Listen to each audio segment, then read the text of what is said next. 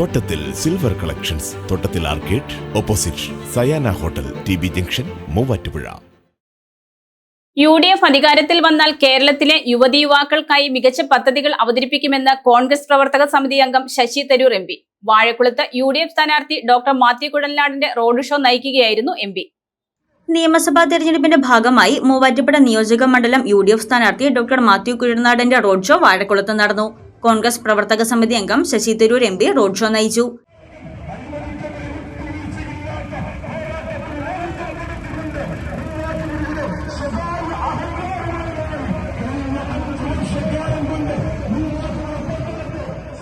UDF അധികാരത്തിൽ വന്നാൽ കേരളത്തിലെ യുവതി യുവാക്കൾക്കായി മികച്ച പദ്ധതികൾ അവതരിപ്പിക്കുമെന്ന് ശശി തരൂർ MP പറഞ്ഞു. നിങ്ങൾ എല്ലാവരെയും ശ്രീ മാത്യു കുഴൽനാടനെ ഒരു വമ്പിച്ച ഭൂരിപക്ഷത്തോടെ വിജയിപ്പിക്കാൻ ഒരു അഭ്യർത്ഥന കൊണ്ടാണ് ഞാൻ എത്തിയിരിക്കുന്നത്. പറയാൻ ആവശ്യമില്ല എന്നറിയാം. 5 വർഷക്കാലം അദ്ദേഹത്തിന്റെ സേവനം നിങ്ങൾ കണ്ടിട്ടുണ്ട്. 5 വർഷക്കാലം നിങ്ങളുടെ അടിയിൽ നടന്നിട്ടുണ്ട്. നിങ്ങൾ ഓരോരോ വിഷയങ്ങൾ മനസ്സിലാക്കിയിട്ടുണ്ട്. നിങ്ങളുടെ ആശയവും ആശങ്കയ്ക്കും ശബ്ദം കൊടുക്കാൻ കഴിവ് കാണിച്ച കരുത്തലായ ഒരു പ്രതിനിധിയാണ് നിങ്ങൾക്ക് ഉണ്ടായിരിക്കുന്നത്. നിങ്ങളുടെ ശബ്ദം അദ്ദേഹം നിയമസഭയിൽ എത്ര തവണ കേൾപ്പിച്ചു, എത്ര നന്നായി കേൾപ്പിച്ചു, എത്ര ഒരു പോരാളിയായിട്ട് നിങ്ങൾക്ക് വേണ്ടി നിന്നു, ഇതെല്ലാം നിങ്ങൾക്കറിയാം. അപ്പൊ എനിക്ക് ചൂണ്ടിക്കാണിക്കാൻ ആവശ്യമില്ല.